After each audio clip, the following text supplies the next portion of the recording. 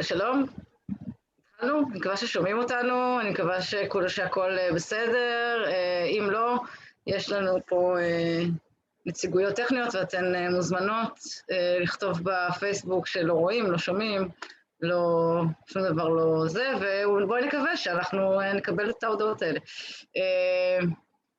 אז שוב, שלום לכולן, אני מאוד מאוד שמחה להיות פה עם הפאנל המדהים שהולך להיות לנו עכשיו. האירוע הזה מתקיים במסגרת סדרת אירועים של עמותת איתך מעכי, משפטניות למען צדק חברתי, לציון 20 שנה להחלטת 1325 של מועצת הביטחון של האו"ם, החלטה היסטורית שקוראת לייצוג נשים ממגוון הקבוצות ומוקדי קבלת החלטות בנושא שלום וביטחון, להגנה על נשים מכל סוגי האלימות ולהטמעת חשיבה מגדרית בשיח בנושאי שלום וביטחון. אז ההחלטה הזאת קוראת בעצם לייצוג של נשים, והפאנל הזה ידבר על ייצוג של נשים, או יותר נכון, ייצוג של מנהיגות. כי בעצם מה שאנחנו, המשפט שהרבה מאוד נשים בתעשיית הקולנוע, הטלוויזיה, התיאטרון וכולי, ותעשיות שמתעסקות בייצוג, בעצם אומרות זה ש-you can't be what you can't see. אז היום אנחנו הולכות לדבר דווקא על דברים ש-you can see, וזה על מנהיגות בקולנוע ובטלוויזיה, ובשביל זה אני מאוד שמחה לארח את הפאנל המדהים שלנו היום. לי קוראים ליאור, ונמצאות איתנו כאן, אני קוראת אתכן לפי הסדר שנמצאות אצלי על המסך, מרלין וניג, אבתיסאם מראענה, מאיה רומן ומריאלה יאבו, שיציגו את עצמן גם ממש עוד מעט, אבל אנחנו נעשה את ההצגה הזאת בצורה קצת שונה מבדרך כלל. אני יודעת שאתן רגילות להגיע לפאנלים וכל אחת מציגה את עצמה ואת הטייטלים שלה, וזה באמת מדהים, ולכל אחת פה יש טייטלים מדהימים ומעוררי השראה בהחלט, ואנחנו ניתן להן להגיד את זה, אבל תוך כדי שהן מדברות גם על המנהיגה הטלוויזיונית או הקולנועית האהובה עליה, ומה מייחד אותה. אז אנחנו דווקא נתחיל עם מרלין וניג, שהיא חוקרת ומבקרת קולנוע. אני אמרתי את השתי מילים האלה, אבל מרלין... תקשיבי, זה מטורף. קודם כל, אני שמחה, ומה לעשות שאת ראשונה פה בזום, אני הולכת לפי מתחילים איתי, טוב, בסדר, אז ככה. בסדר, פשוט יותר. האזור שבאמת תמיד מרתק אותי זה איך הסטריאוטיפ של האישה החרדית משתנה.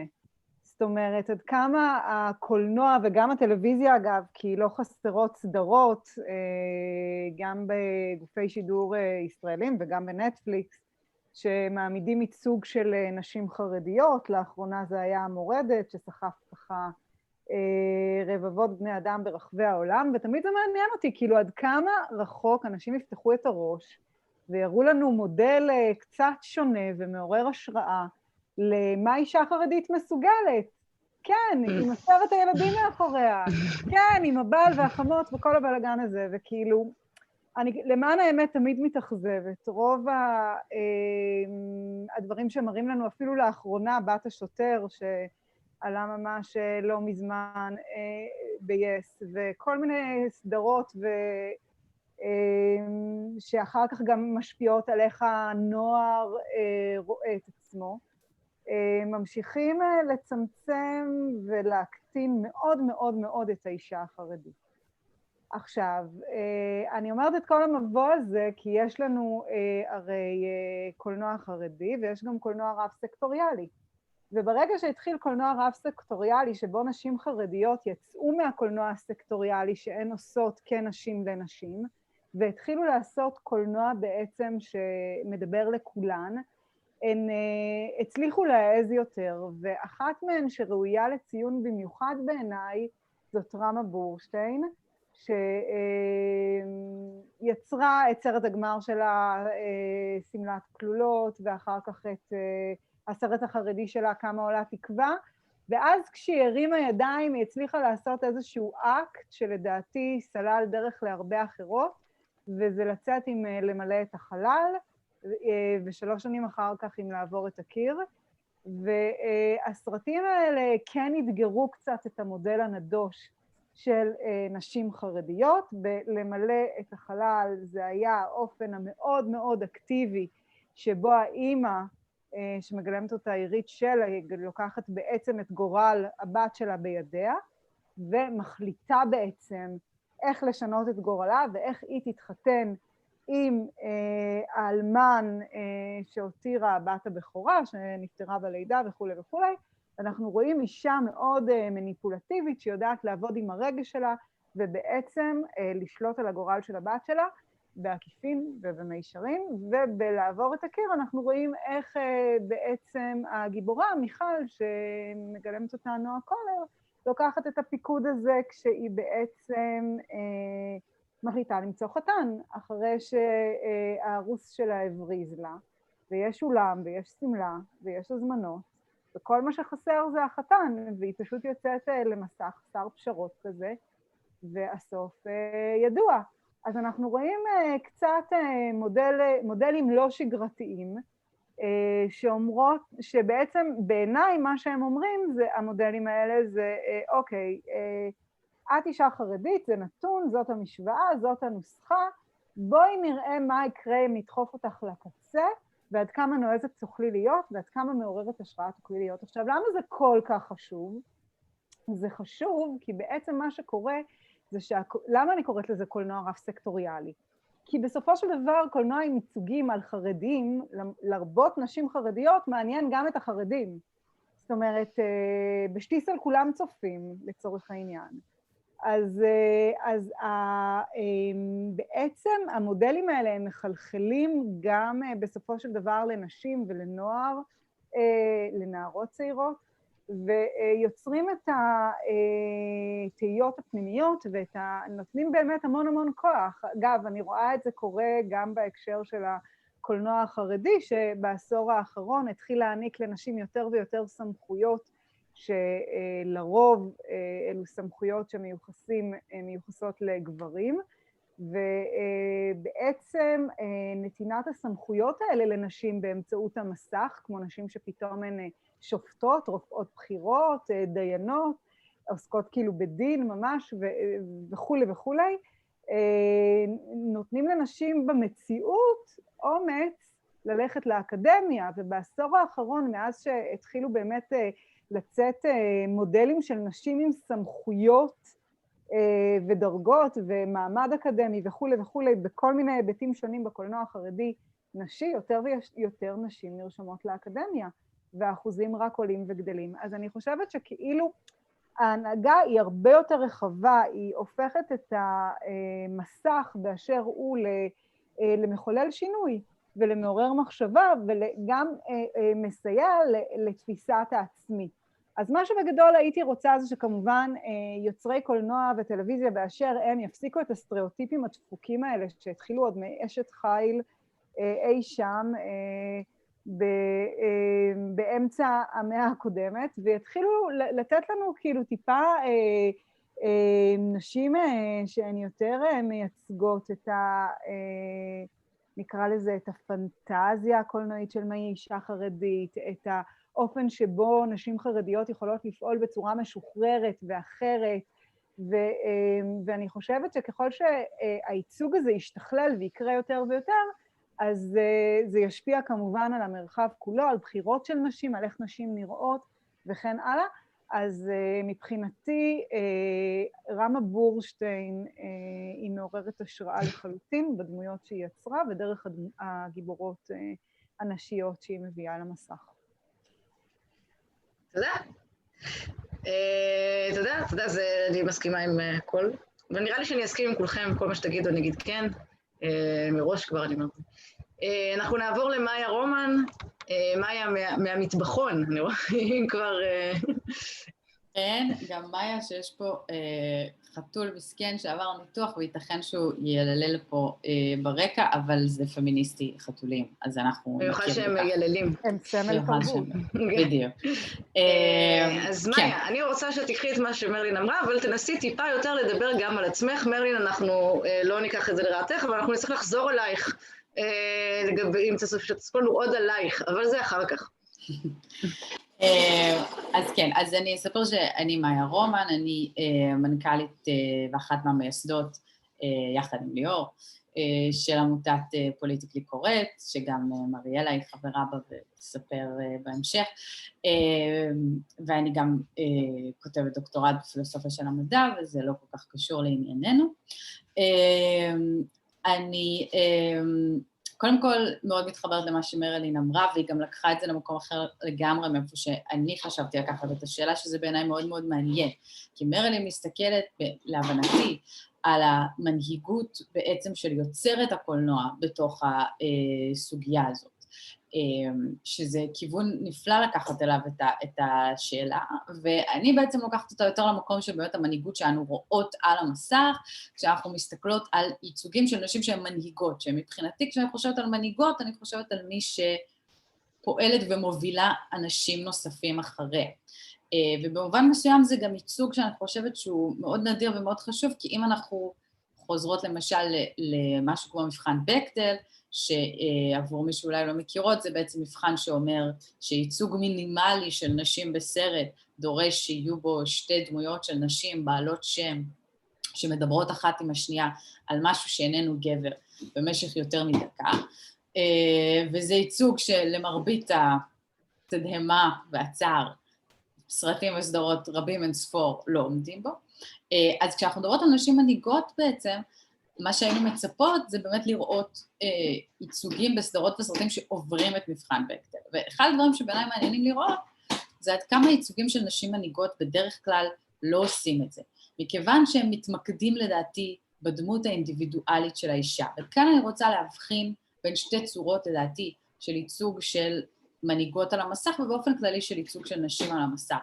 כשאחת היא באמת ה-strong female lead, האישה האינדיבידואלית שהיא חזקה והיא פורצת דרך והיא עושה דברים בצורה שלה, וזה ייצוג שאנחנו רואות אותו יותר ויותר ב-20 שנים האחרונות לדעתי אפילו, וזה ייצוג שהוא חשוב מאוד, כי אנחנו יודעות שהוא עדיין חסר, אבל אני חושבת שהוא פחות פורץ דרך ממה שאני הייתי רוצה לראות, וגם אחת השאלות שאני שואלת את עצמי כשאני רואה כאלה, כשאני חושבת על השאלה הזאת, זה מה הייצוג הזה מאפשר לנו לעשות? אם אנחנו חוזרות למשפט של ליאור, you can't be what you can't see.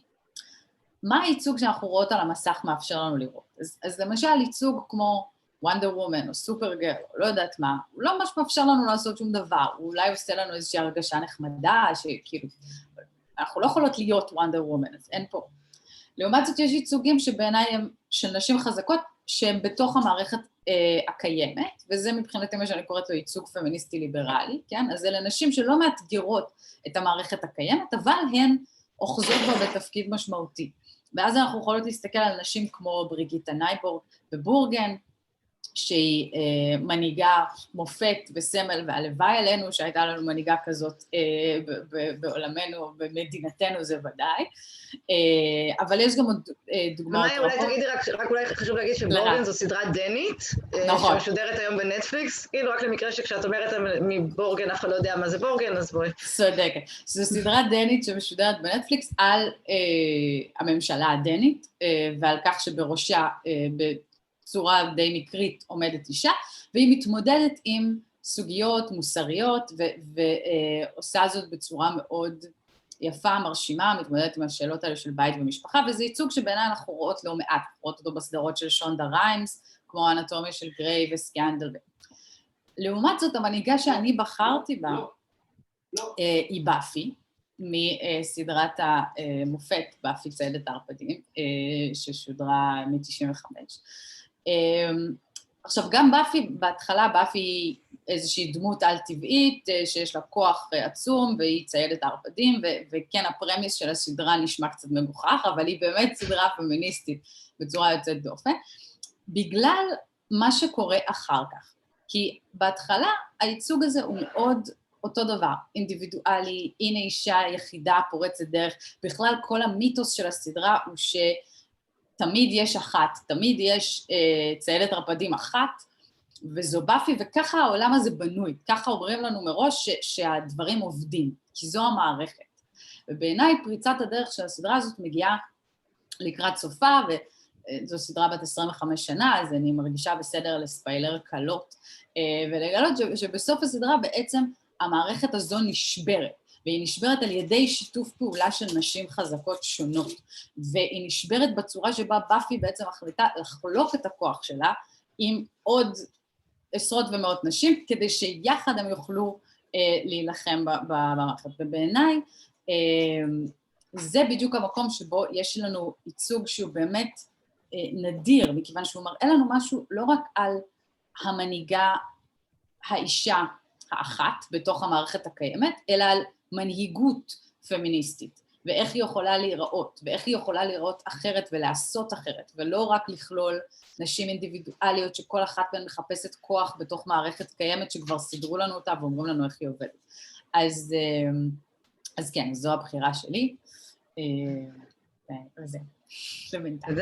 תודה. כאמור, כמו שאמרתי, אני מסכימה, באפי זו תמיד הבחירה שלי. אני רק אוסיף, אני לא אעשה את זה, אני אולי פעם אחת שאני אעשה את זה, שהמודל האינדיבידואלי של האישה האחת שמצילה את העולם, זה מודל שהוא מאוד מאוד מערבי, הוא מאוד אמריקאי, חברה מאוד אינדיבידואליסטית, שאנחנו יכולים לעשות לבד ולהתגבר על כל המכשירים לבד, והכל לבד, וזה המנהיגות היא לבד. וכשהולכים לקולנוע וטלוויזיה שהם קצת לא במערב, אנחנו כבר מקבלות דמויות אחרות, ואנחנו בטח נדבר על זה בהמשך. אני רוצה לעבור לאבתיסאם מראענה, שלום. אהלן, היי. אני אשאל אותך את אותה שאלה, בואי תדברי על המנהיגות הטלוויזיונית הקולנועית שלך, ותוך כדי גם תספרי לנו קצת על עצמך. שוב, יותר ממאיה ויותר ממרלין, אנחנו פה במקום של מרחב בטוח לכולנו, תספרו על עצמכם.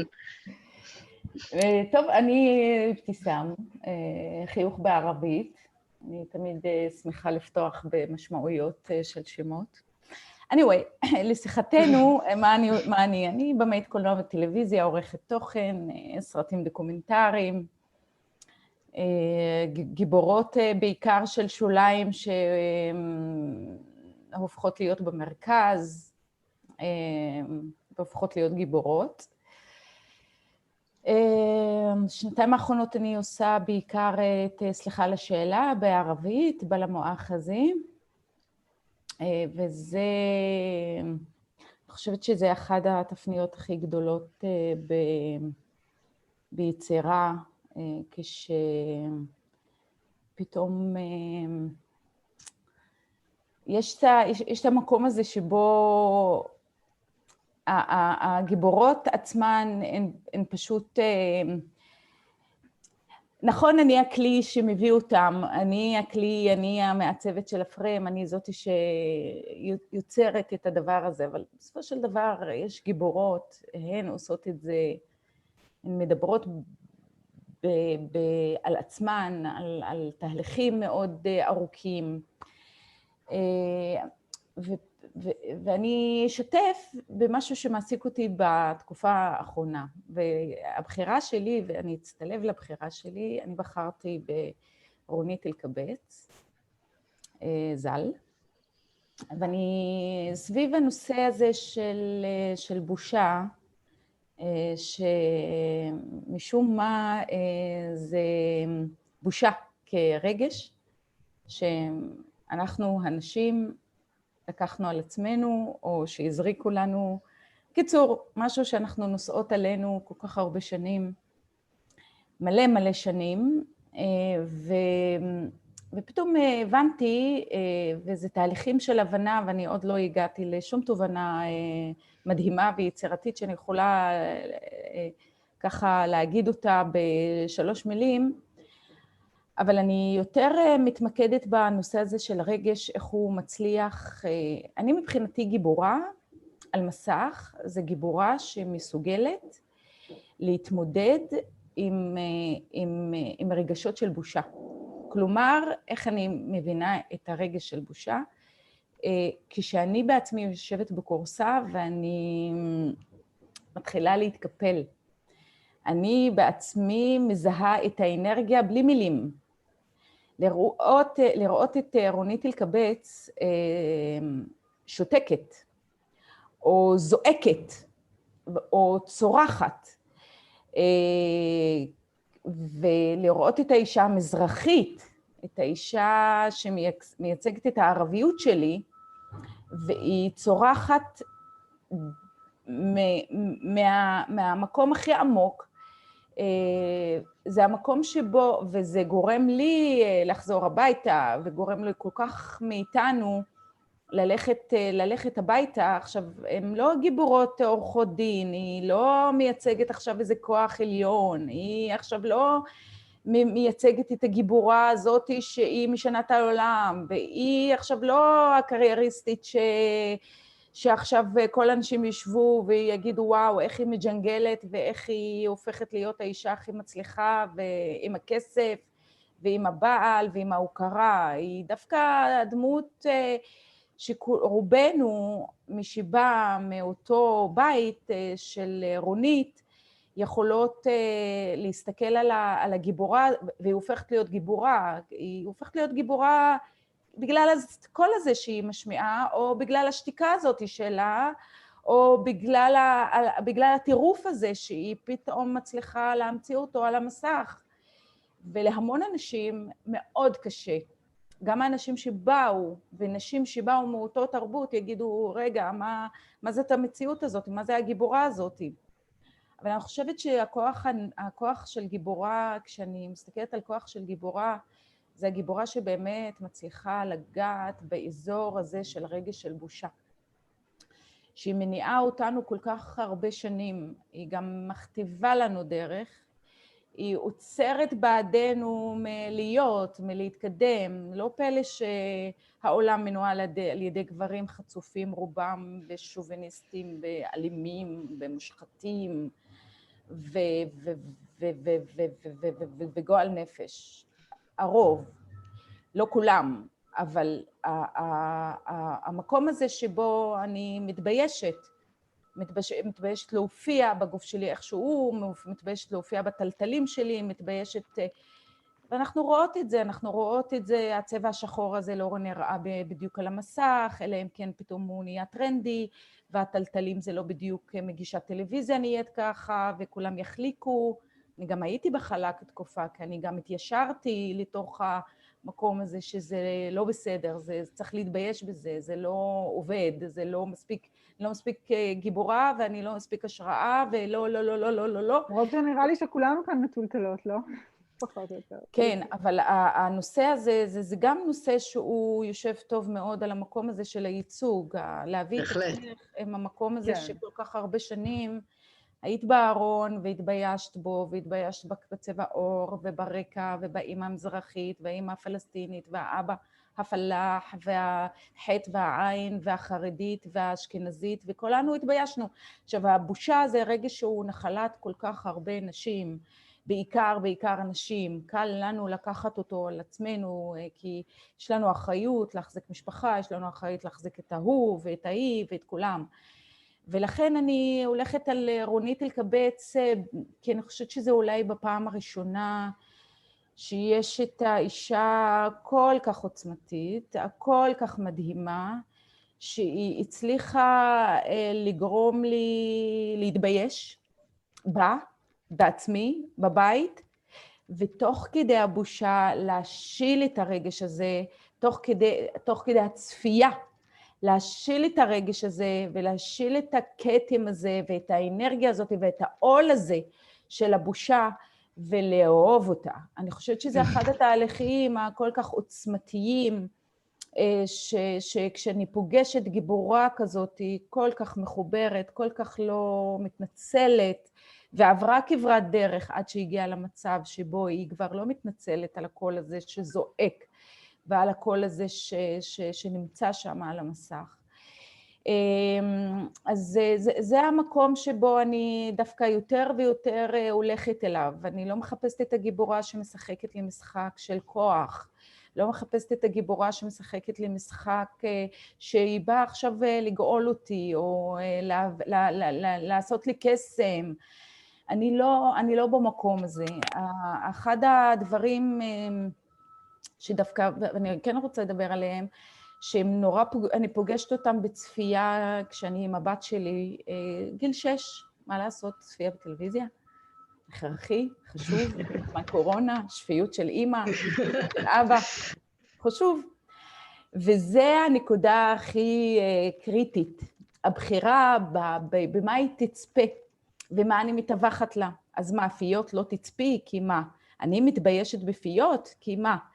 כמו שהיום אבא שלה שולח לי הודעה, אומר לי, הסדרה שבחרתם ביחד אתמול היא זוועת עולם.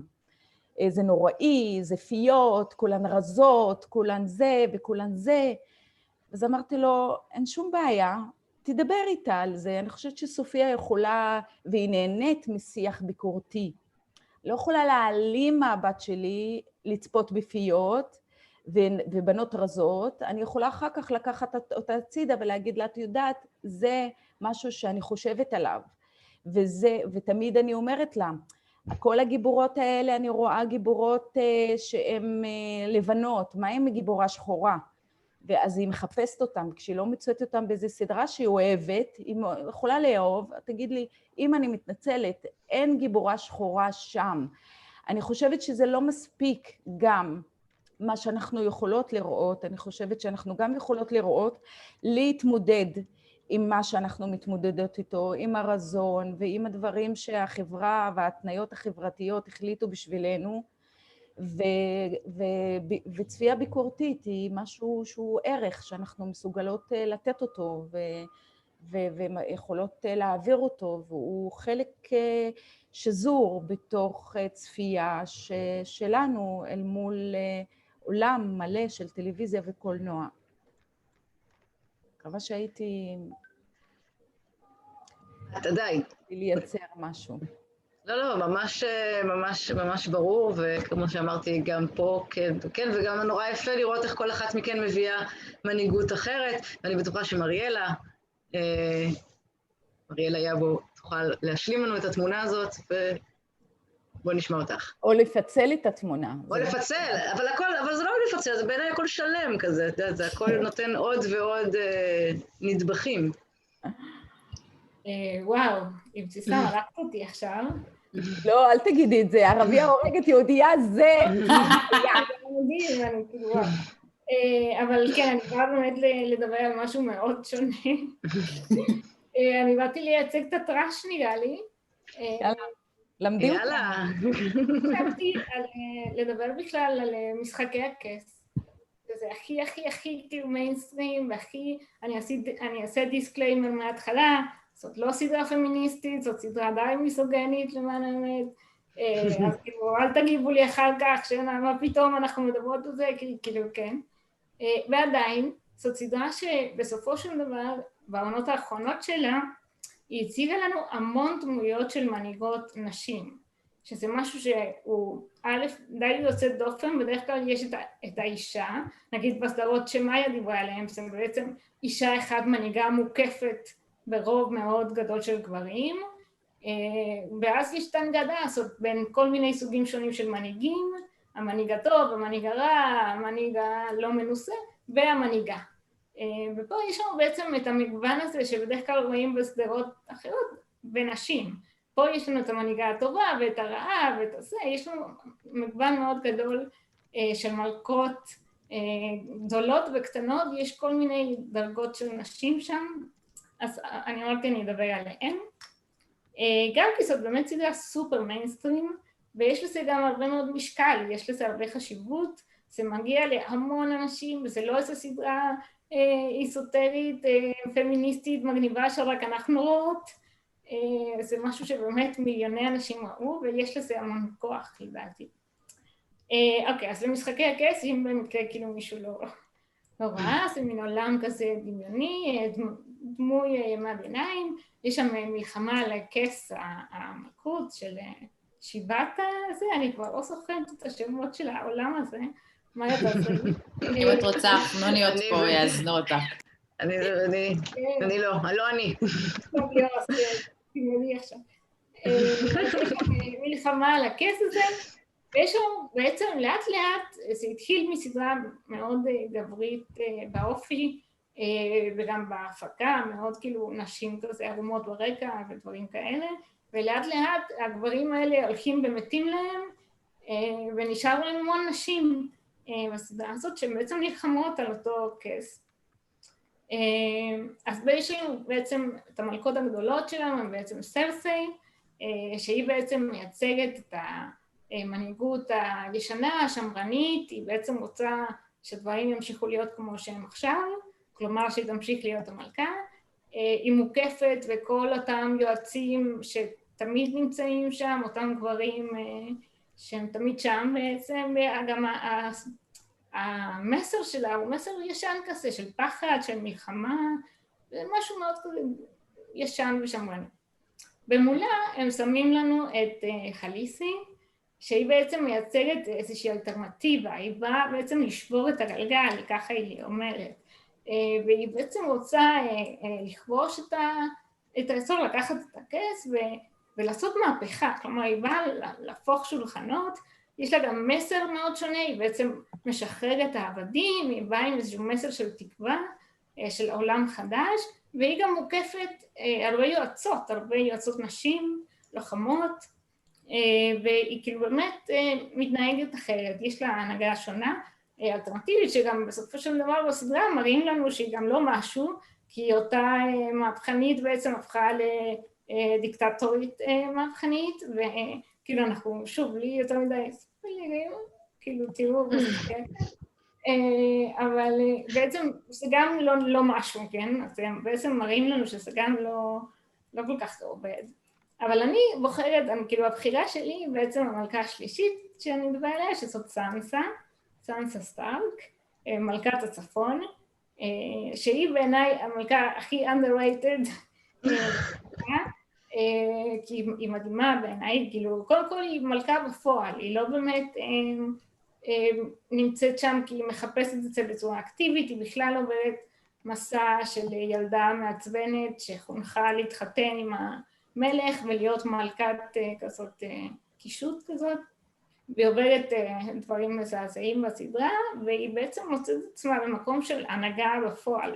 אח שלה הולך כל הזמן להרפתקאות אי שם בצפון, והיא בעצם נשארת להנהיג את המקום, ובעיניי היא בעצם מראה מנהיגות הרבה יותר פרקטית, אין לה איזושהי אמת גדולה שעליה היא כאילו, היא פשוט רוצה להגן על האנשים שלה, היא בין היחידות, אם אני זוכרת נכון, שבכלל מדברת על כאילו בזמן שהם מתכוננים למלחמה, היא בכלל היחידה שמדברת שם על אולי נאגור אוכל ונדאג שלכל אחד יהיה מה לאכול כשתתחיל המלחמה, כלומר דברים שאף אחד, כאילו זה לא נאמר, והיא גם בסופו של דבר משיגה את מה שהצפון רצה, שזה עצמאות, שאומנם כאילו קצת שכחנו מזה, כי באו כל מיני דרכונים ודברים, אבל מה שהוביל את העלילה בהתחלה היה הרצון של הצפון לעצמאות. תוך כדי באמת קרו מיליון דברים, מתים מתהלכים, כל מיני דברים מוזרים, אבל בעצם היא מגיעה לסוף הסדרה כשהיא בעצם נמצאת במקום שהיא יכולה לבקש ולהגיע לאיזשהו משא ומתן, לא איזה מלחמה בעיקרון ואמת, כאילו זה לא שם, אלא תוך כדי משא ומתן היא משיגה את העצמאות שהם בעצם רצו מההתחלה. בעיניי, בגלל זה אני בוחרת בה, היא מלכת הצפון בעיניי דוגמה ממש טובה למנהיגות שהיא אחרת, שהיא משיגה את מה שבעצם חשוב לה, אבל בדרכים שהם לא, מה שאנחנו תמיד רואים, כמו שאמרתם קודם, האינדיבידואליות הזאת, כאילו, היא עדיין מאוד מחוברת לקהילה שהיא מייצגת, וזה מאוד מאוד. זה מושלם, אין לי מה. אני רק, אז קודם כל תודה לכולכן על התשובות המדהימות שלכם, וחלק מהדמויות שציינתן אני לא מכירה, ואני לא יכולה להבטיח שאני אראה עכשיו משחקי הכס בגלל מה שמריאלה אמרה, אבל אין ספק שזה סקרן מאוד יותר מכל הטריילרים שראיתי ב-HBO, שבהם באמת היו מלא בנות ערומות ודם. רק רוצה להגיד, אנחנו עכשיו, יש לנו עוד שעה לפאנל הזה, ומאוד מאוד חשוב, שכחתי להגיד את זה בהתחלה וחבל, שיהיה לנו זמן לשאלות. אני יודעת שיש פה קהל, אנחנו לא רואות אותו, כי אנחנו בוובינר שכזה, אז אנחנו כן נשאיר זמן לשאלות בסוף, שלא השאלות שאנחנו נשאל עכשיו, אז רק שתדעו את זה מי שצופות בנו. ואולי צופים בנו ואולי נמצאים מאחורי הגב של מאיה שם במטבח, אני רואה אותו הולך. אולי הוא רוצה לשאול משהו, אפשר לדבר איתו. הוא מטפל בחתול. אין זה, קרינג. זה גם כן תכונה מאוד מוערכת. אני רוצה שאנחנו נעבור בעצם לשאלה הבאה שלנו, שהיא קצת, כל אחת מכן קצת דיברה עליה, אבל אנחנו עכשיו ננסה להיכנס קצת יותר פנימה לתוך המנהיגות, ואני מאוד מאוד אוהבת את זה שנתתם פה דוגמאות של מנהיגות שהן יוצרות ושל מנהיגות שהן יצירות באותו הזמן, ואולי ננסה לעבור לשאלה הבאה, לא ננסה, אנחנו נעבור לשאלה הבאה, שמה בעצם אפשר לראות בנושאים שהמנהיגות הקולנועניות והקולנועיות והיוצרות טלוויזיה והדמויות טלוויזיוניות עוסקות בהם בצורה שונה מאלו, מהדמויות של המנהיגים הגברים, ואני בכוונה אומרת אני נותנת את השאלה הזאת, גם אני אשמח שיתייחסו גם ליוצרות, כמו שאבתיסאם ומרלין עשו כה יפה, וגם ליצירות עצמן, כמו שמריאלה ומאיה עשו. במקרה של השאלה הזאת, אני באופן אישי אשמח שלא לעשות את זה בסבב, אלא בואו נדבר על זה, ונוכל לעשות את זה בצורה באמת של רב שיח יותר, וככה מי שרוצה תדבר, ואם אתן תשתקו, אז אני אאלץ להגיד לכם לדבר. אבל בואו לא נגיע לשם. זאת מנהיגות. בבקשה. אז אני לעולם איני שותקת, אז אני פה קפוץ בראש. ואספר שוב, קטונתי, ומרלין ואבתיסאם ודאי ידעו לספר לנו יותר על מאחורי הקלעים, אני באמת יותר יודעת לצלול ולהעניק פרשנויות מרחיקות לכת לדברים שהם על המרקע. אז באמת אני חושבת שכשאנחנו מדברות על הייצוג השונה, זאת אומרת, אם אנחנו רואות התנהלות שונה, וספציפית, היום שאנחנו מדברות על מנהיגות, ואנחנו מדברות גם על ביטחון, כי אנחנו מדברות בכל זאת על ההחלטה של שילוב נשים בתפקידי ביטחון, אז אני הולכת למקום הזה של כוח. אני חושבת שהסוגיה הזאת של נשים וכוח היא סוגיה מאוד מאוד מעניינת, בעיקר כשאנחנו מדברות כפמיניסטיות, או עם איזושהי מחשבה פמיניסטית, אז הרבה מהעיסוק בעיניי סביב כוח הוא מאוד מעניין. וכשאנחנו מדברות על אישה חזקה, כן, אז מן הסתם יש פה הרבה שאלות של מה זה חוזק, האם זה הדרך הגברית שבה מגדירים חוזק וכן הלאה. במובן הזה אני חושבת שבאמת אפשר לראות מגוון די רחב של ייצוגים שהם דומים ושונים. אם שנייה אני הולכת עם הדוגמה של באפי שהבאתי בהתחלה לצורך העניין, אז אני חושבת שמאוד מעניין לראות את הגם וגמיות, שההתמודדות של באפי מול כוח מייצגת, שבעיניי זו עמדה פמיניסטית שדומה למה שמריאלה הזכירה, הפרגמטיות הזאת במובן של, לא פרגמטיות במובן של פשרה מוסרית, אלא פרגמטיות במובן של יכולת לנוע, ולא להיות מחויבת לאיזשהו אתוס מנותק, אלא להיות מחויבת לאנשים סביבך.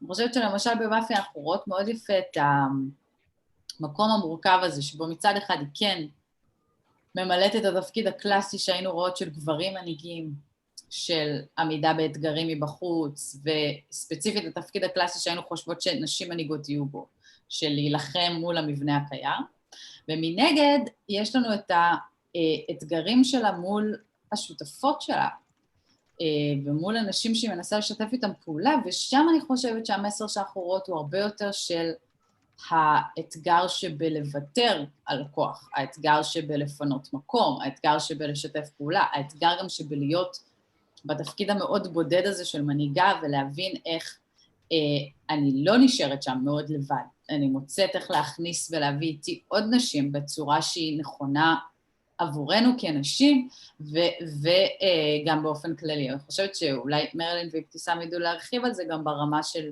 מאחורי הקלעים, שאנחנו מדברות על נשים שמביאות איתן עוד נשים, או כשמרלין מדברת על רמה בורשטיין, בתור שהיא פורצת דרך עבור נשים אחרות. אני מאוד חושבת שזה צורה של הסתכלות על כוח שהיא יותר פמיניסטית, ובמובן הזה אחרת מאוד.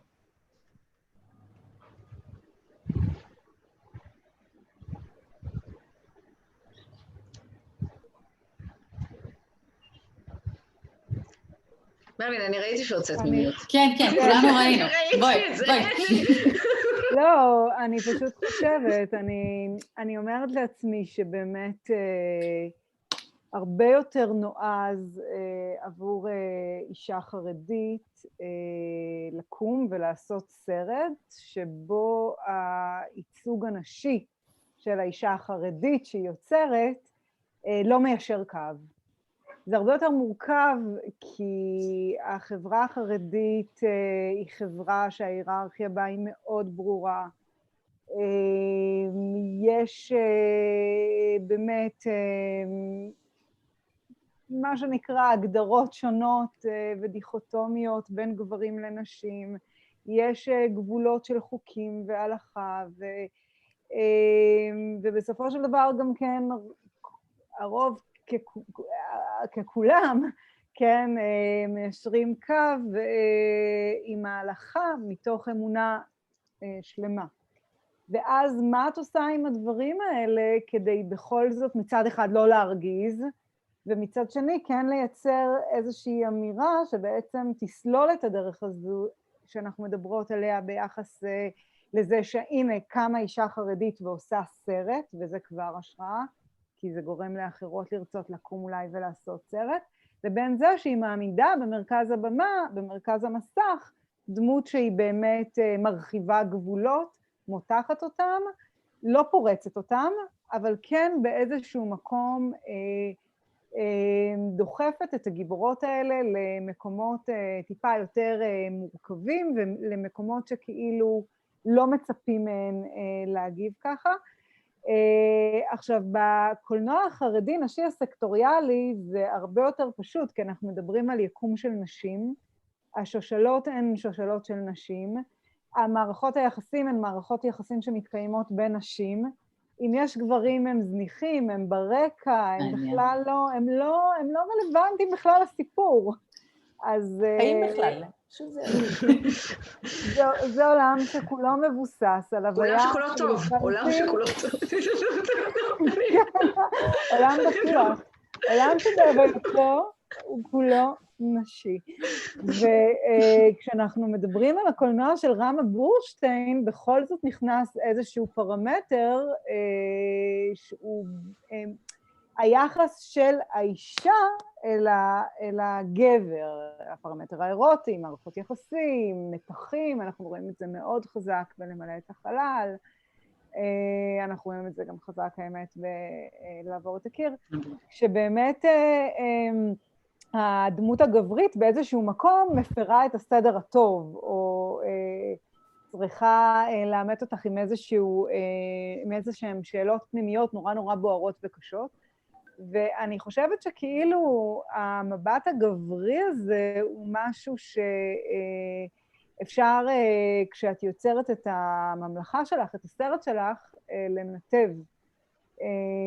ובאיזשהו מקום, אני חושבת שבמקומות האלה, לפחות ביקום של הפנטזיה, של הדרמה, אפשר לשנות קצת את החוקים ולכתוב אותם מחדש. אז שוב, אני מדברת על קולנוע שגם כשיוצרות חרדיות עושות אותו החוצה, זה קולנוע לבוש. זה קולנוע שהחוקים בו עדיין מאוד מאוד ברורים, על אף שהוא יוצא לקהל מעורב, ועל אף שהוא מערבב בתוכו אלמנטים אירוטיים שלא קיימים בכלל בקולנוע, כמעט בכלל, סליחה, אני אסייג את זה, בקולנוע החרדי נשי. פשוט בקולנוע החרדי נשי יש גם גברים שיוצרים סרטי נשים בשמות בדויים של נשים, ושם המבט הוא גברי, על אף שהוא לכאורה אמור ליישר קו עם המבט הנשי. אז זה כאילו מאוד מאוד מורכב ומאוד מאוד מורפל, אבל מה שאני בעצם מנסה להגיד זה שקודם כל לקום ולעשות, מבחינתי זאת אמירה. לקום ולהניח דמות שעושה את הדברים אחרת, מבחינתי זה פריצה דרך מטורפת, בטח ובטח כשמדובר בנשים חרדיות. זאת אומרת, הגבולות פה הם שונים, האחריות היא שונה. אני תמיד אומרת זה, אתה רואה איך הדברים האלה נעים, אז נניח, אם דיברנו על העשור השני של הקולנוע החרדי נשי, אז הוא מתמודד לדוגמה הרבה יותר עם נשים במשבר, או עם נשים שכאילו החברה מנסה להחליש, על אף שהחולשה זה בעצם הכוח שלהן, אבל כאילו המבט הגברי מקטין. המבט הגברי, אגב, מקטין לא רק אישה מעורטלת, הוא מקטין גם אישה לבושה. הוא מייעד לתפקידים מאוד מסוימים, הוא מתייחס לפרמטרים הביולוגיים שלה הרבה יותר מכל דבר אחר, וזה קיים, לא יודעת, זה משהו שהוא כאילו קדמוני כזה, שמושרש בכל חברה וקבוצה. זה בדיוק מה שאנחנו מנסות להגיד, די, נמאס לנו, בואו נראה סטריאוטיפים אחרים. אתם יודעים מה? תנו לי להמציא את הסטריאוטיפים של הנשים החרדיות מחדש, די, כאילו, די עם הדבר הזה. אבל הדבר הזה ממשיך לשכפל את עצמו ולשכפל את עצמו, כי יש יותר גברים שבטח ובטח בקולנוע הישראלי והבינלאומי, שיוצרים סרטים על נשים, אפילו כשמדובר בקולנוע להט"בי, לכאורה הסרט הלסביות, פתאום נדחף איזה בימאי, מדברת על סבסטיאן ואליו, כן. נשים בכל מקום, בכל מקום, כן. כאילו, אתה אומר... ושם בדוי גם, זה מטורף, העניין הזה עם השם הבדוי. כאילו לא מספיק אתם עושים סרטים שלכם, עכשיו אתם גם באים לעשות את הסרטים שלנו. נכון, נכון, אבל אף אישה לא תלך לסרט חרדי נשי שיצר גבר. כן. אז אם אתה רוצה שבסופו של דבר נשים יגיעו לצפות בסרטים שעשית לשדה הזה, של הקרנות מאוד פומביות, שמתרחשות 4 פעמים בשנה, באולמות מאולתרים לנשים בלבד, אז אתה צריך לשחק את המשחק, ואלה הכללים, נשים יוצרות סרטים לנשים. אז אני שוב אומרת, זה מאוד ככה מפתיע האופן שבו באמת רמה בורשטיין שברה ולא שברה את הכלים. כאילו, שברה ולא שברה אותם, וצריך חוכמה מאוד מיוחדת כדי להלך בין הטיפות האלה, בייחוד כשמדובר ביחסי גומלין בין הקולנוע הישראלי לקולנוע החרדי. כי הצופים הישראלים כבר מתורגלים בטלוויזיה וקולנוע, והם מצפים לדברים מאוד מאוד מסוימים כשהם רואים אישה חרדית בימאית.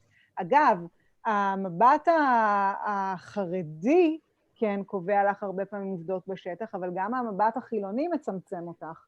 זאת אומרת, אם את קמה כמו רמה בורשטיין לעשות קולנוע אחר, אז את יכולה בקלות בסופו של דבר לצאת קרחת מכאן ומכאן, כי כאן את לא אחת משלנו, כי את עושה קולנוע אחר, ושם את גם לא אחת משלנו, כי את חרדית.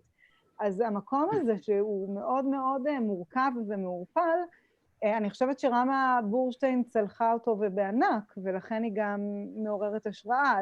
אז אני אומרת, זה שהיא קמה ועשתה, זה לפני הכל, קמה והעיזה, איך זה שכוכב אחד קטן מעז, קמה והעיזה ועשתה, ובסופו של דבר היא גם כן הצליחה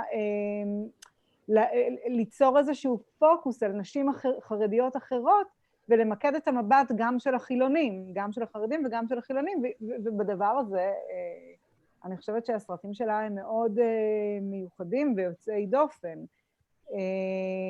ואני חושבת שכשאנחנו מדברים על ייצוגים, אז נורא קל לטעות בדבר הזה, כי בסופו של דבר אישה נעשית אישה חרדית.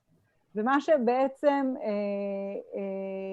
מחבר בין כל אישה באשר היא בעולם, לא משנה מאיזה דת היא, לא יודעת, קהילה וכו' וכו', זה זה שאישה. נשים יכולות להבין אחת את השנייה הרבה הרבה יותר טוב. ולכן זה טיפה תמוה בעיניי לפעמים הניסיון הזה, כל הזמן ליישר קו, למכור את עצמך, לפי הציפיות של גברים. זה קורה בכל חברה, אגב, זה לא שאני באה להגיד משהו שזה קורה כאן ולא קורה שם, זה קורה בכל חברה. בכל חברה נשים באיזשהו מקום מתנהגות כמו שמצופה מהן, ובדרך כלל זה מתוך ניסיון באמת לא לבלוט, לא להעז, ליישר קו, לא להרגיז, זה גם נובע הרבה פעמים מפחד. אני יכולה לספר, ואולי בזה אני כבר אעביר גם את השרביט לאחרות, זה שממש עכשיו בספר שאני, אוטוטו, שנסגר ממש בעימוד, אז עשיתי מסע מאוד לא פשוט לבקש זכויות יוצרים על תמונות שהולכות להיות בספר. וככה בין השאר חזרתי לאיזו בימאית רוסייה שראיינתי לפני כמה שנים, ורציתי לשים תמונה מסרט שלה. והאם מסתבר התחרדה עוד יותר, נכנסה לאיזו קבוצה כנראה מאוד חרדית, והיא ממש כעסה עליי, והיא ממש ככה התרכזה וביקשה לא רק שאני לא אפרסם את התמונה, שגם אני לא אפרסם את הקטע עליה, ושאני לא אזכיר אותה בכלל, והיא הייתה כזה מאוד מאוד מאוד... עכשיו, דבר כזה שקורה לך אחרי עימות של ספר, הוא כזה נורא יכול לתסכל. אבל זה לא תסכל אותי, כי אני הבנתי אותה. המקום הזה של להיות בפחד, הוא מקום שלצערי הרבה מאוד נשים, גם נשים חילוניות וגם נשים חרדיות, פועלות מתוכו. הפחד ממה יגידו, איך אני אתאפס, אולי יכעסו עליי. אז נכון שהסרטים שלי הם בחוץ, אבל זה לנשים ולנשים, והספר הזה הולך להיות ספר על מדף, כן, שהוא לא דווקא חרדי וכו' וכו', וזה מעורר המון המון חששות ופחדים, ואמרתי לעצמי, המשימה העליונה שצריך אולי כאילו להתגייס אליה, זה לעזור לנשים להשתחרר מהפחד הזה. מהפחד הזה שכל הזמן נמצא שם, כמו איזה זנב, כן? רגע, מה בא לי יגיד? אמא, אני אלך לשאול אותו. רגע, מה המרצה שלי יגיד? רגע, מה... כאילו כל הזמן במין, את נמצאת כזה במין דרך חתחתים כזו, סביב בעלי סמכויות שמקיפים אותך. מה השכנים יגידו? וכו' וכו'. יש לזה אין סוף. ואני חושבת שאנחנו אנשים צריכות לשחרר מאוד בקטע הזה, ופשוט למעט בביקורת אחת על השנייה, ויותר לפרגן, ויותר כאילו כן להעצים את הקולקטיב. קולקטיב הוא כוח. נשים חרדיות אגב לא קיבלו שום היתר מרבנים ללכת לצפות בסרטים, אף רב לא התיר את זה בפומבי, אבל הן כקולקטיב החליטו שזה מותר, והקולנוע הזה פופולרי מאוד בארץ ובתפוצות היהודיות ברחבי העולם. זאת אומרת, הן לקחו את החירות לעצמן, ובזכות זה הקולנוע החרדי מתקיים כבר 2 עשורים, בלי שום רב שיצא עם שלטי חוצות והתיר את זה. וואו. מדהים. ממש. אני יכולה לנסות לענות. חשבתי על כיוון אחר לגמרי, כמובן, גם הפעם. אבל את בעצם שאלת על הנושאים שעוסקים בהם. נכון? אם עברת כאילו... זה היה מזמן, אפשר, את יודעת, מה שאת... לא, פשוט, זה גם לי בעצם לחשוב שבאמת, אנחנו היום באמת בתקופה, שוב, אני בעולם הטלוויזיה המצומצם שלי, ואנחנו באמת בתקופת הזהב של הטלוויזיה בכלל, וגם של טלוויזיה נשית, לדעתי, בטח ביחס למה שהיה לפני, נגיד, 10 שנים. יש המון עשייה טלוויזיונית של נשים, וסיפורים של נשים, וזה ממש כיף, כאילו זה משהו שהוא מאוד כיפי, וזה גם לחשוב שבאמת אחד הדרכים שלי כצופה אדוקה של טלוויזיה לזהות, מתי זה בעצם משהו שאישה כנראה יש לה יד בזה, זה בדרך כלל סביב הנושאים שהם עוסקים בהם בסדרה. כי בדרך כלל כשאנחנו רואות סדרה שעוסקת פתאום על למשל החיות המוצלחות שלי, הישראלית פה בארץ, שפתאום עוסקת בזה של לפגוש את האקס בסופר, או בכל מיני סיטואציות נורא כזה נשיות באיזשהו מקום, או ש-Crazy Ex-Girlfriend שעוסקת בקנאה, וקושי וחרדות של רווקות, ודברים בסגנון, שעוסקים בחברות. הרי לנשים אין חיים בלי גברים, כן? אנחנו, כל החיים שלנו סובבים סביבם. אבל שבדיוק עוסקים... בואי לי, לא נשחק. לא, זוגתי פה בחדר.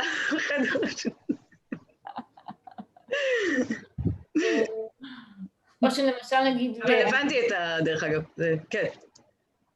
שנגיד בנות, גרלס, שעוסקים המון בחברות ונשים. כאילו אפשר מאוד מהר לזהות שזה בעצם אישה כנראה כתבה את זה ואימה את זה, כאילו יש שם אישה שהתערבה, כי אפשר לראות את זה לפי הנושאים שעוסקים בהם, ובאופן כמובן שעוסקים בזה. ובאמת שזה נורא כיף, כאילו זה באמת כיף לראות את זה, כאילו כיף לי כצופה לפחות, זה ממש כמו רוח רענן כזה, של פתאום להיות משהו שאני ממש מבינה אותו, שאני ממש מדבר אליי, וכאילו זה נורא נורא כיף. אבל אם אני אנסה לחבר את זה לנושא של הפאנל ושל הכנס בכלל, שזה יותר הנושא המדיני והפוליטי, אני מרגישה שדווקא שם אנחנו פחות רואות את זה, כאילו אין הרבה סדרות שלוקחות את השיח הנשי או מנקודת מבט נשית על נושאים שהם רמה אחת מעל, כלומר משהו שהוא טיפה יותר פוליטי או משהו שהוא אפילו מדיני, או זה לא חייב להיות מדיני, אבל משהו שהוא טיפה יותר ברמה מעל, זה עדיין מאוד נמצא בכל מה שכאילו במשפחה ובהתמודדות היומיומית והטרדות וכל הדבר, כאילו בחיים עצמם נקרא לזה, אבל אין את זה כל כך, לפחות לא נתקלתי הרבה בשיח הזה, בעיסוק הטיפה שונה, או אפילו בנושאים פוליטיים, יש נושאים פוליטיים שמעניינים אותנו יותר, ונושאים שאולי לא מדברים עליהם בכלל במיינסטרים, ושם נגיד זה עדיין קצת חסר לי. אני כן יכולה לחשוב על כמה דוגמאות בודדות. אחד זה מיס אמריקה, שמאיה שכנעה אותי לראות למספר, זאת מיני סדרה על התנועה הפמיניסטית בארצות הברית בשנות ה-70, שהיא בעצם, הסדרה עוקבת אחרי תהליך ניסיון לאשר חוק שוויון זכויות לנשים, אם אני זוכרת נכון, בעצם מראים ממש, יש פתאום ממש שיח של כל מיני דמויות נשיות שנמצאות במיקומים פוליטיים מאוד שונים, והן רואות את המאבק בצורה מאוד שונה, ויש כאלה שרוצות לדבר על הפלות, ויש כאלה שלא, ולסביות ולא לסביות, ויש שם הרבה מאוד עיסוק פוליטי מאוד מעניין. ומנגד אני אתן את הדוגמה של כתום השחור החדש, שלדעתי זאת סדרה שעושה בדיוק כאילו את מה שאני יותר מחפשת על המסך, שזה לקחת את כל הסיפורים האישיים האלה, כתום השחור החדש, סדרה לכלא נשים, שבעצם מבחוץ היא נתפסת ככלילה כזאת, לפחות ככה היא, לפחות שיווקה את עצמה בהתחלה, כסדרת צחוקים בכלא, אבל זה לא מה שקורה שם. זה כיף בכלא, כן. זה סדרה די קשוחה, והיא הולכת ונהיית יותר ויותר קשה, כי היא לוקחת את כל הסיפורים האישיים של אותן נשים שנמצאות שם, ועושה את הסוויץ' לרמה הפוליטית של מה זה להיות אישה שחורה בארצות הברית, מה זה להיות מהגרת, מה זה להיות לטינית, מה זה להיות לבנה, כאילו ממש לקחת את הסיפור האישי ולהפוך את זה לפוליטי, כמו שאנחנו כל כך אוהבות, שהאישי הוא פוליטי, אז זה משהו שטיפה עדיין חסר לי כאילו לראות על המסך, וזה נגיד כאילו הייתי ממש רוצה לראות נושאים כאלה, עיסוק נשי פמיניסטי בסוגיות פוליטיות, מדיניות, חברתיות רחבות, שיש לנו לא מעט מה להגיד עליהם, כאילו זה...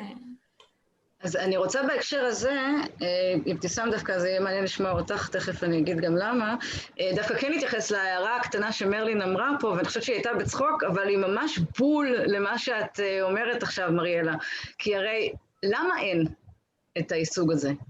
למה הוא כל כך חסר?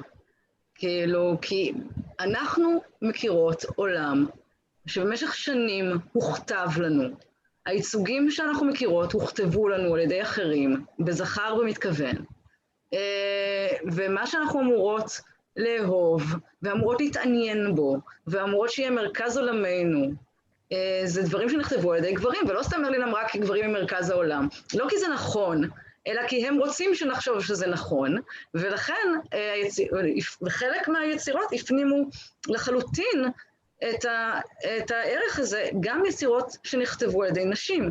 ואני חושבת שבמקרה הזה אני מאוד אשמח לשמוע את אבתיסאם, כי אני חושבת שדווקא איפה שאנחנו רואות קריאת תיגר מטורפת על הדבר הזה, זה בקולנוע תיעודי,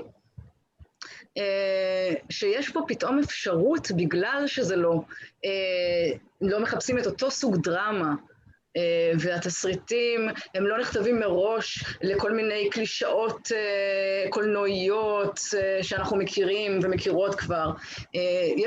אנחנו יודעות את זה היום שהקולנוע הפוליטי באמת נמצא בקולנוע תיעודי. יש שם יצירות פוליטיות חזקות עם נשים, אגב וגם גברים, אבל סרטים של נשים עושות על שהם באמת שינוי פוליטי וחברתי מדהים. יש מאמר מאוד מעניין של דוקטור יעל מונק על איך נשים שינו את הקולנוע התיעודי הישראלי, והפכו אותו בעצם לקולנוע חברתי, והיום רוב היצירה התיעודית היא קולנוע חברתי, שגם גברים עושים, אבל מי שהתחיל את הכל זה היו נשים. ואבתיסאם, אני אשמח לשמוע אם יש לך מה להגיד בנושא הזה, אני בטוחה שכן, או בנושא אחר, גם טוב. בנושא אחר אני תמיד אשמח. אני חושבת אני מנסה לחשוב שרוב הקהל הנשי בעולם הוא לא כמונו, לא שאני אומרת שאנחנו וואו, אבל אני חושבת וואו. אתן וואו, אני פחות וואו, אבל... לא.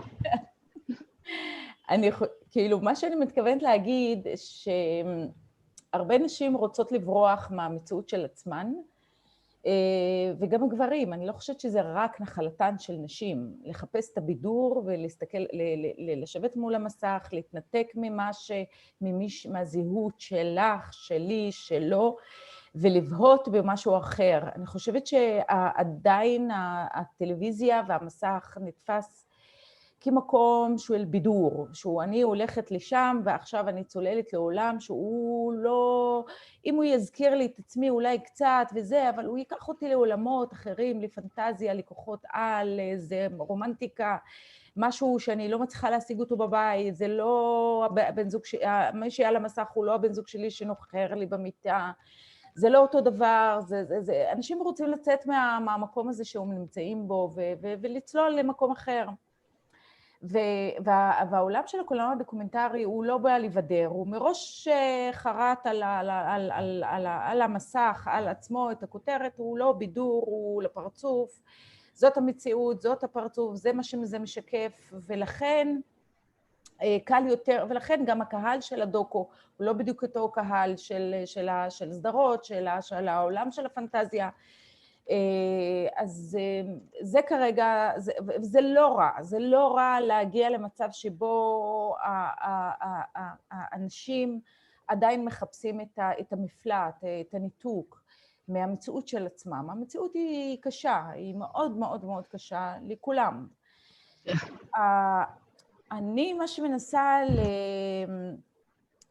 מה שאני מנסה להגיד, שזה אחד הדברים שהטרידו אותי בשיח פה, זה נושא שבעצם הוא לא מטריד בקטע רע, להפך, הוא פתאום אמרתי, רגע, בוא נדמיין סיטואציה שבו עולם מקביל, שאנחנו קמות בבוקר ועושות יצירות, שהן בעצם לא לצידו של הגבר, כלומר, הם לא לצד, לא לעומת, לא ליצירות הגבריות, כאילו, כלומר, אני קמה בבוקר, היצירה הגברית היא לא מנחה אותי, אני לא מסתכלת עליה ואני אומרת מה אני עושה אחרת לעומתו, כלומר אני קמה בבוקר ומה שאני הולכת לייצר זה עולם רק משלי שלא קשור להתניות שאנחנו רגילות אליהן, כלומר מה מונע ממני לייצר יצירה שהיא לא קשורה אליו, אני לא חושבת שגבר קם בבוקר והוא חושב על אישה,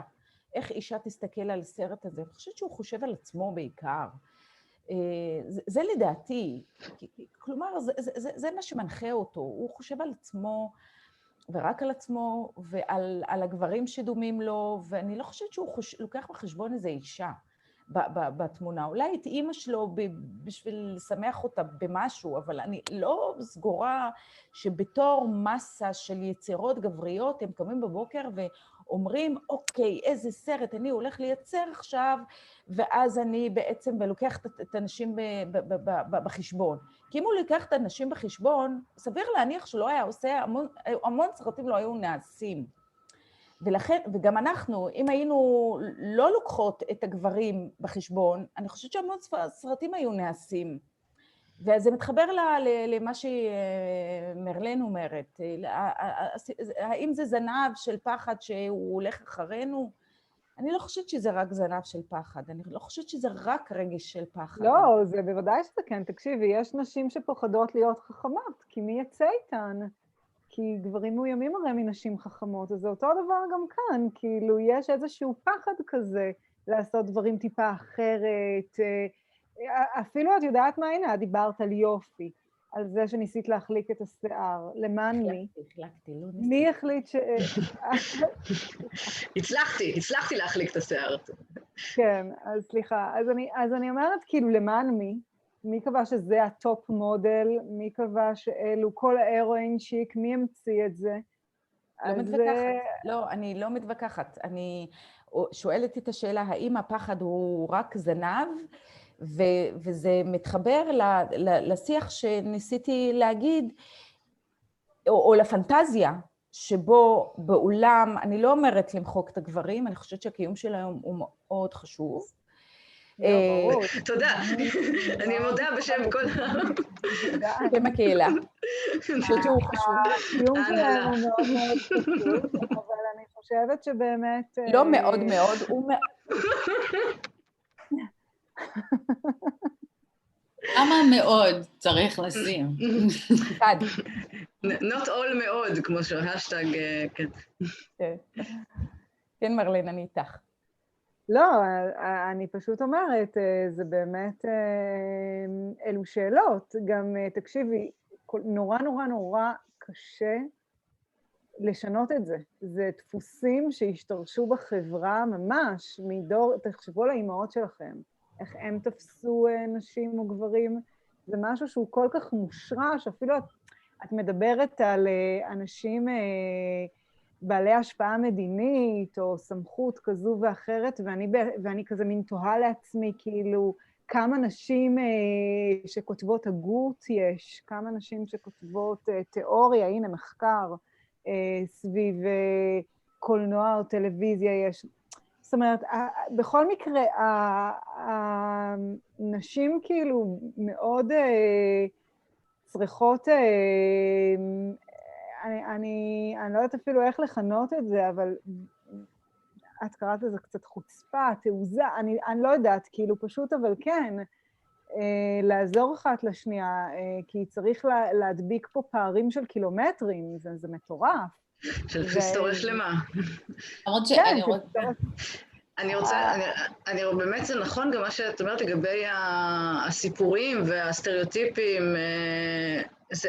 מה שמעניין אם אנחנו רגע, אני אחבר את זה רגע לפאנל שלנו, החלטת 1325, שבעצם הסיבה שהכניסו נשים, הסיבה שבעצם האו"ם הגיע להחלטה הזאת, זה לא מתוך זה שפתאום הם הבינו שנשים הן סובייקט ושצריך לשמוע אותן בנושאים של ביטחון וכוח, אלא מתוך זה שהם הבינו שנשים הן קורבנות של המלחמה, וצריך לכן... אבל זה מתוך רחמים. אני אומרת זה מתוך סטריאוטיפ, זה לא קשור לרחמים, אני אומרת שזה מתוך אותם סטריאוטיפים שאנחנו מכירות כבר.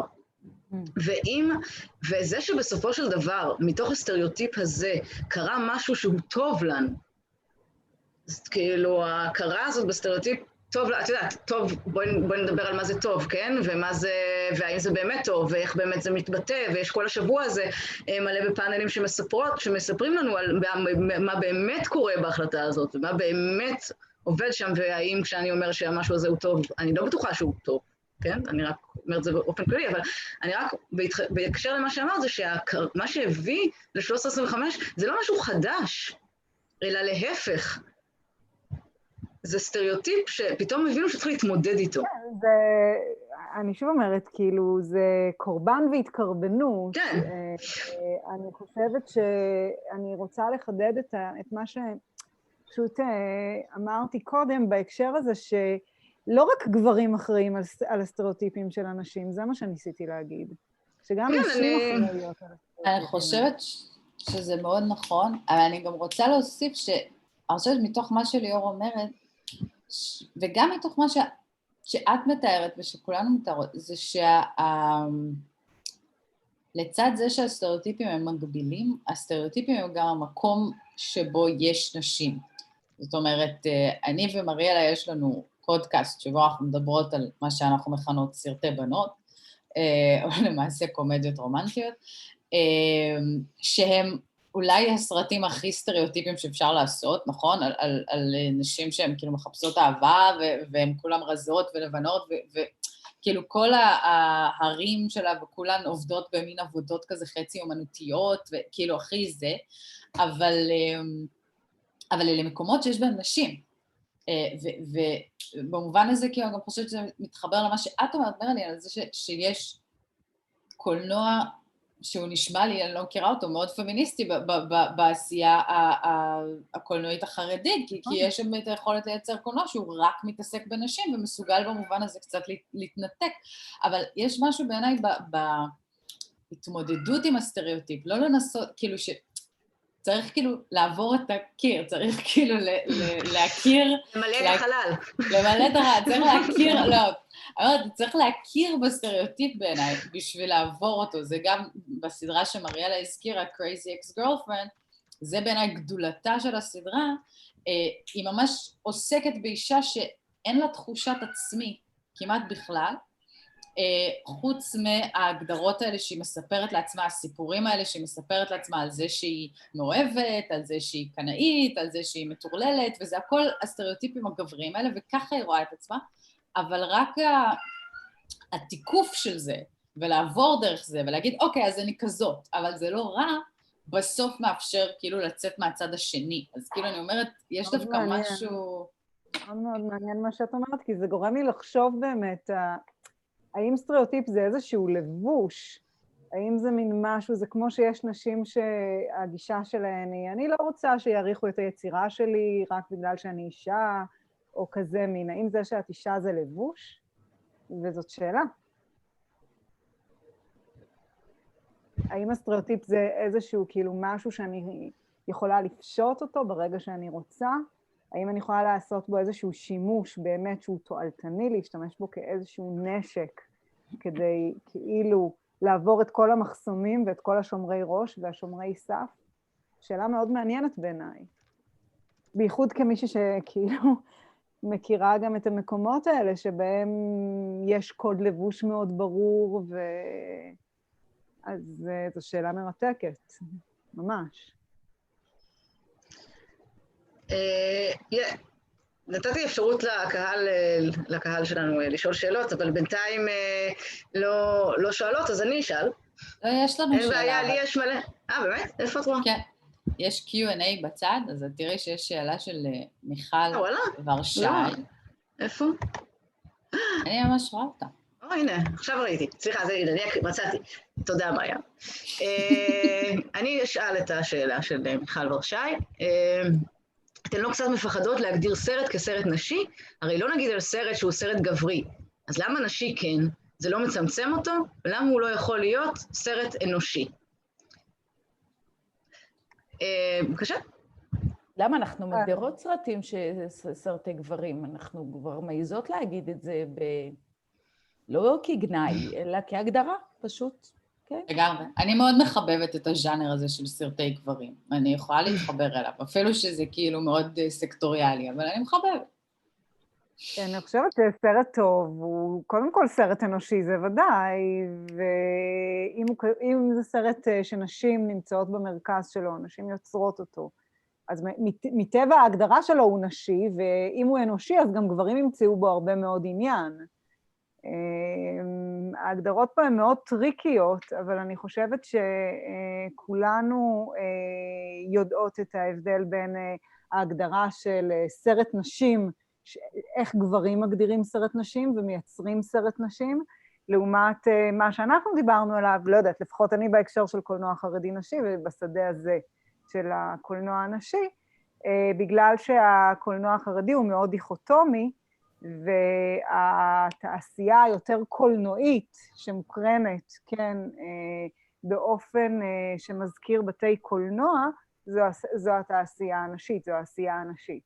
אז זאת הייתה הכוונה שלי, אבל בוודאי שזה טריקי פה עם ההגדרות, ושסרט חייב להיות קודם כל אנושי, וזה שאני אומרת שיש רק נשים, כן, או שושלות של נשים, או נשים שמשכתבות את ההיסטוריה, אני מתכוונת לזה נשים במרכז, אבל שהנושאים שהן מדברות עליהם הם נושאים שמעניינות את כולם, הם נושאים אוניברסליים, זה סרטים שאני יכולה לספר לדוגמה שלפני, נדמה לי זה היה 3 שנים, אז הקרנתי סרט של דינה פרלשטיין, כמובן באישורה וכולי, בוורצלב. אני רק רוצה להגיד שדינה פרלשטיין היא יוצרת חרדית, כאילו, אני פשוט חושבת שלא כולן מכירות אותה פה, אז... אז הנה, אני תמיד אומרת שדינה פרלשטיין היא האבי נשר של הקולנוע החרדי. למה אני אומרת האבי נשר ולא היוצרת איקס?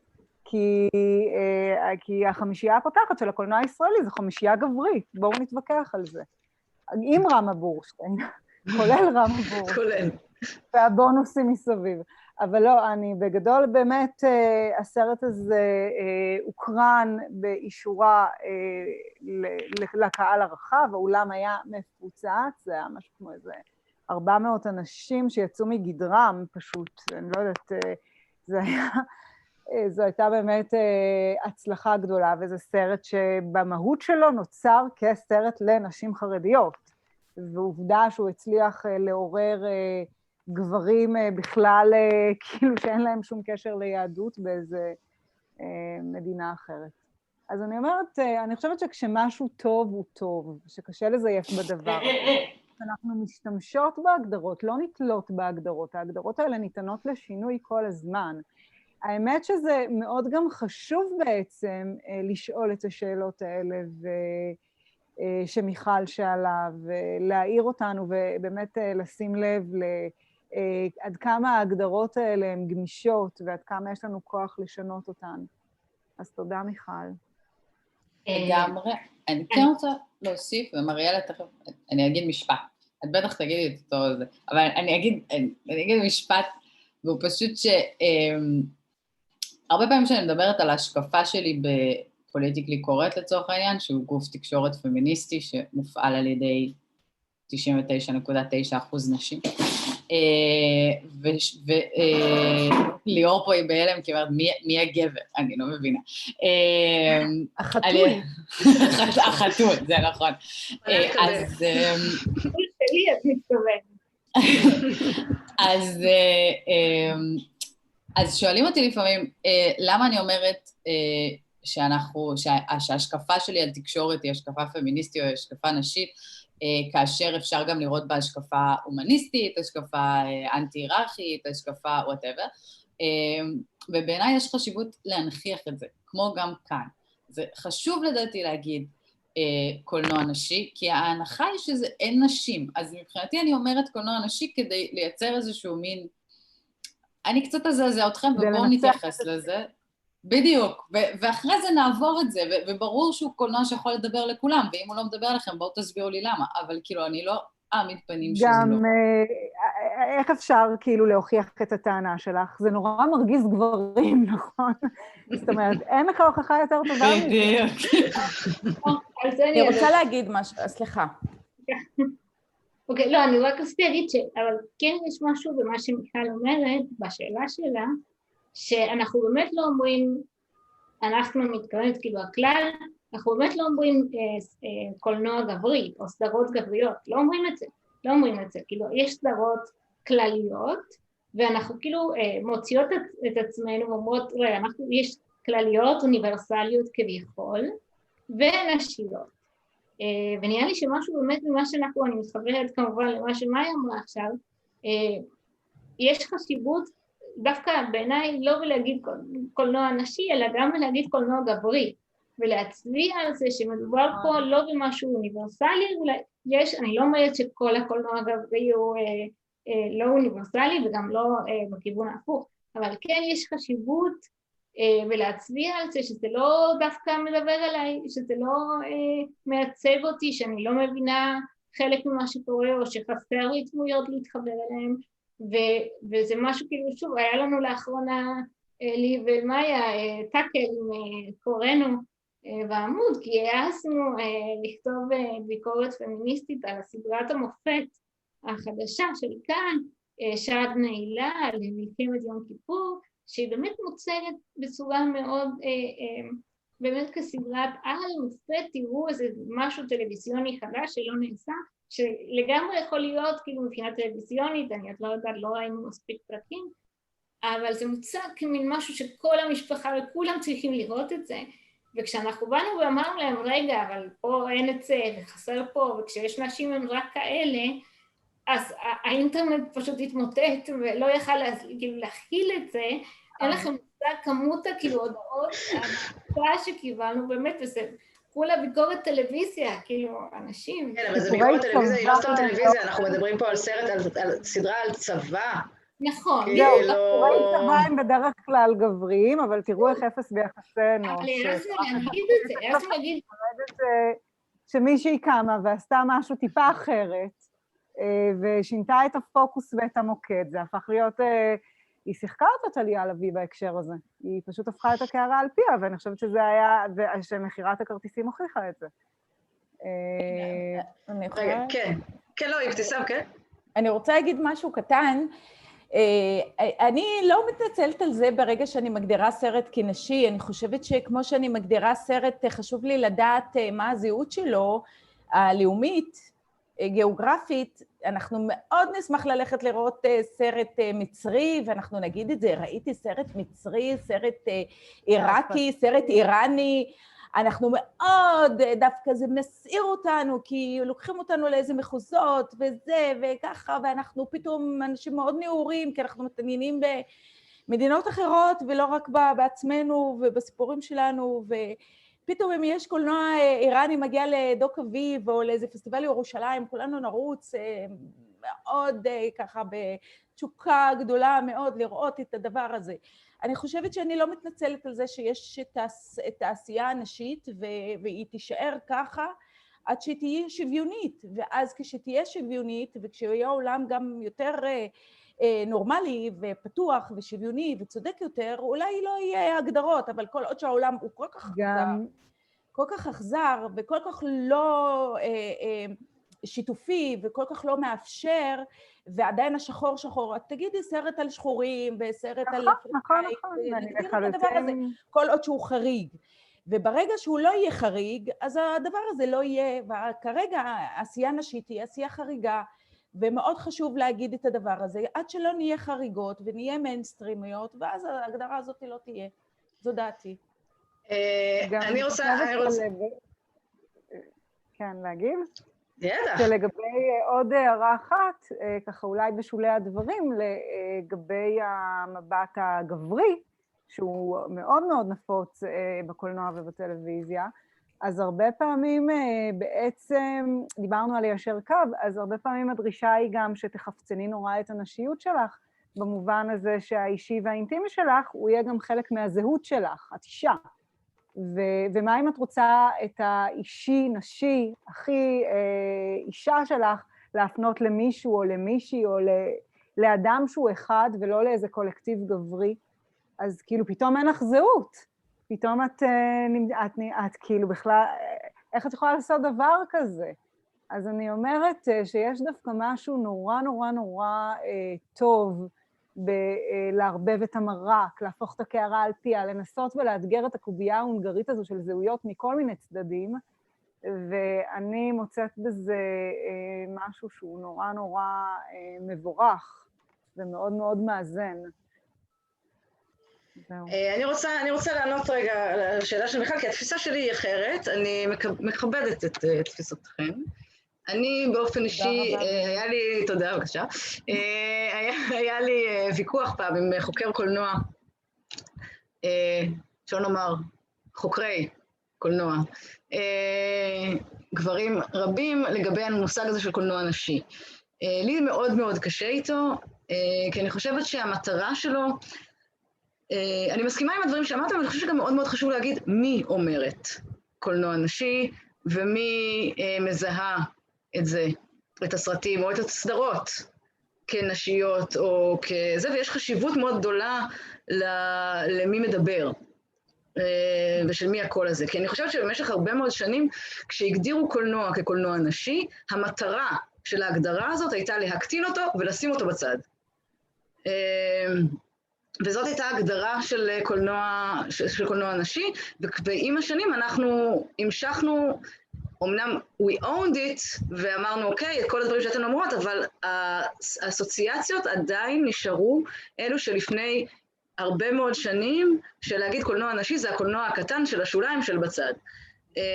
אז אני חושבת שזה מאוד מאוד מאוד חשוב לדעת גם מאיפה הגיע הדבר הזה, המילה הזאת והזהוי הזה. ויש הבדל בין אם אנחנו בפאנל יושבות פה ואומרות זה חשוב להגיד קולנוע נשי, לבין זה שאנחנו צריכות להגיד אוקיי, זה חשוב למה אבל. וההסברים שלכם הם מאוד מאוד חשובים, אבל גם צריך להבין שבמשך שנים השתמשו במונח הזה כדי להקטין את היצירות האלה. ברור, כי קולנוע נשי הוא לכאורה נחות, ואם אישה נניח סתם מביימת סצנה מינית, אז היא פרוצה, אבל אם גבר עושה את זה הוא בימאי. זאת אומרת, יש פה איזה שהם משחקי כוחות שהם פולשים הרבה מעבר לאומנות, רק בגלל המאבקי מגדר, או כן, תיוגים כאלה ואחרים, סטריאוטיפים כאלה ואחרים, והדיונים האלה הם תמיד בסופו של דבר מגיעים למבוי סתום, בגלל שבאמת באמת יש אנשים שנורא נורא קשה להם להקל את זה שהעולם משתנה, שהעולם דוהר קדימה. זה תמיד נכון.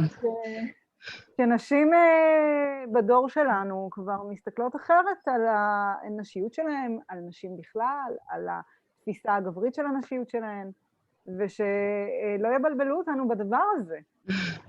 אנחנו רואים שבאיזשהו מקום, כן, עם כל הפוליטיקלי קורקט, יש ניסיון השתקה, והניסיון הזה הוא קיים בכל מיני ערוצים.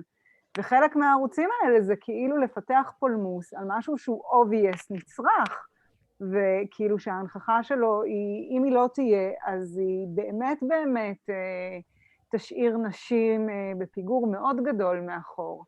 אז מה טוב, מה נכון, מה ראוי, אפשר, או איך לעשות את הדברים, אפשר עוד להתווכח, אפשר ליצור וריאציות חדשות, אבל אני רואה יותר ויותר שכאילו הבדיחות, הגיקים, הקטנות, המבט המתנשא, נשאר מנת חלקם של הרבה מאוד, כן, גברים, וגם המשכילים שבהם, וזה מה שעצוב פה. אז לכן אני אומרת, זה לא שאנחנו באות להגיד, אנחנו באות לפתוח דיאלוג, ובמקרה אנחנו חלק מהדיאלוג הזה. תאהבו את זה או לא, כאילו אתם מדברים על נשים, עם נשים. אנחנו חלק מהדיאלוג, יש לנו מה לומר. Nothing about us without us. אני רק היום מפזר סיסמאות באנגלית, וזה יהיה סוף. אבל אני כן רוצה להוסיף נקודה שאני חושבת שהיא מאוד חשובה במה שאת מעלה ליאור, וגם בהמשך, מי שאלמה כתבה כאן בהמשך הזה, שקולנוע נשי הוא גם קולנוע קטן עם פחות כסף, שלמשל אני חושבת שבאמת באינסטינקטיביות נגיד, כנראה שכמו שאת אומרת, ההגדרה של קולנוע נשי מבחוץ לא הייתה כוללת בתוכה למשל סרטים כמו וונדר וומן של פטי ג'נקינס, שזה כאילו בלוקבאסטר היסטרי שביימה אותו אישה וכן הלאה וכן הלאה, והוא כביכול לא היה נכנס לתוך ההגדרה הסטריאוטיפית של קולנוע נשי, שאת מדברת עליה אם אני לוקחת את זה למחוזות הסטריאוטיפ ואיפה שהוא מתקשר אליי, כן? זה כאילו הקולנוע המאוד אינטימי, המאוד זה, נשים מדברות על המועקה הקיומית. זאת אומרת, אני חושבת קולנוע רומני. קולנוע רומני. בשחור לבן, עם תנועות מצלמה. אני אומרת בהערכה, קולנוע אובלי. אני לא צוחקת עכשיו, 3 חודשים, 4 שבועות ביומיים, 4 חודשים, 3 שבועות ביומיים, זה סרט מדהים. את משכילה הרבה יותר ממני, אני תראי אותו, זה סרט על ההפלות, סצנת ההפלות ברומניה. סצנת ההפלות. אבל, אז מה שאומרת זה שאני חושבת שיש פה סוגיה מעניינת של מה נכנס בתוך ההגדרה הזאת של קולנוע נשי ומה לא, והאם זה באמת פיג'ן הול או שם אותנו בתוך איזושהי קופסה, ואני חושבת שככל שיש יותר ויותר קולנוע נשי, אז זה קצת יותר ויותר קשה להפוך את הקופסה הזאת לקטנה וכזאת שאפשר בקלות לשים אותה בצד, אבל אני מאוד מסכימה שזה חשוב לראות את ההיסטוריה של זה. אני עשיתי לעצמי מיוט באמת. אם כבר מדברים על השתקה. אני רק רוצה להגיד, יש לנו עוד מעט מאוד זמן, ואני רוצה להגיד שוב פעם בהקשר של 1325, וגם בהקשר של המושג הזה של קולנוע נשי, אנחנו כל הזמן מדברות על נשים ומנהיגות והכל, אבל צריך נורא לזכור, ובזה 1325, ואני בטוחה שיעסקו בזה עוד הרבה בשבועות הקרובים, מעט חוטא כי אנחנו כבר בפמיניזם יודעות טוב מאוד שזה לא הגדרות דיכוטומיות בין נשים וגברים, ושיש לנו הצטלבותיות של מיקומי שוליים,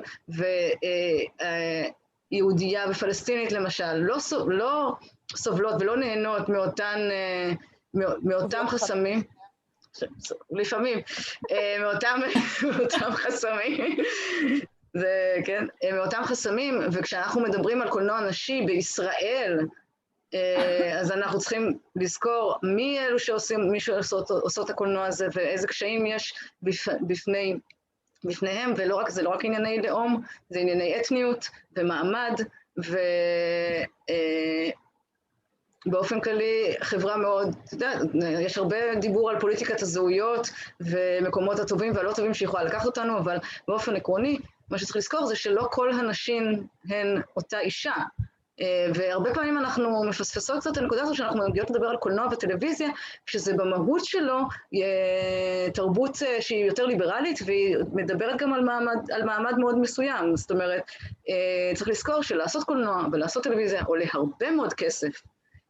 לא כולנו יכולות לעשות. והכסף הגדול הולך באמת לגברים. נכון, אבל אני אפילו עוד מדברת אותו לפני הכסף שהמדינה או הקרנות או הציבור, כאילו, או מישהו מבחוץ נותן, את צריכה לבוא הרבה פעמים מכסף שלך,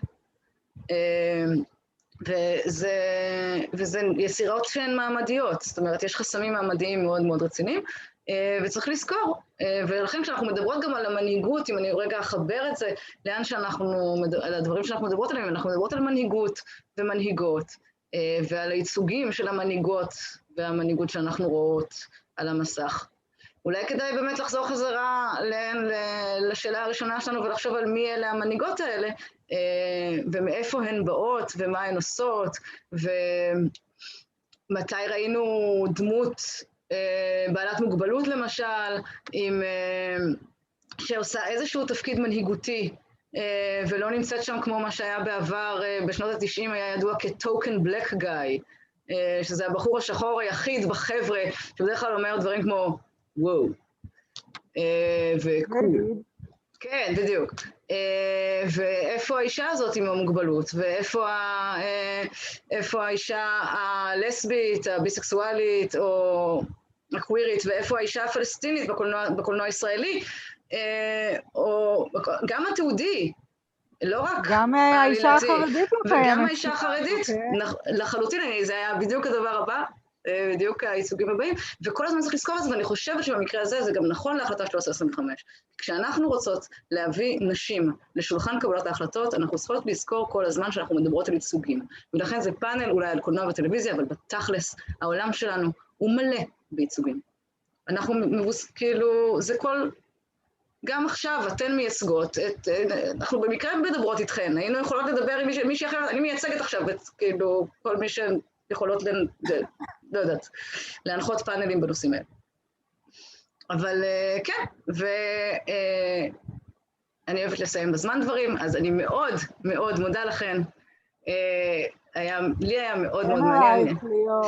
אני יכולה להישאר פה עוד מלא זמן, אבל אני לא עושה את זה כי כבר כואב לי נורא באוזניים, מהאוזניות האלה, ואני בטוחה שגם לכן. אז תודה רבה ותודה לאיתך מעקי. תודה לכולם. תודה לאום. תודה לאום. תודה אבתיסאם, מרלין, מריאלה, מאיה, תודה רבה. ביי ביי.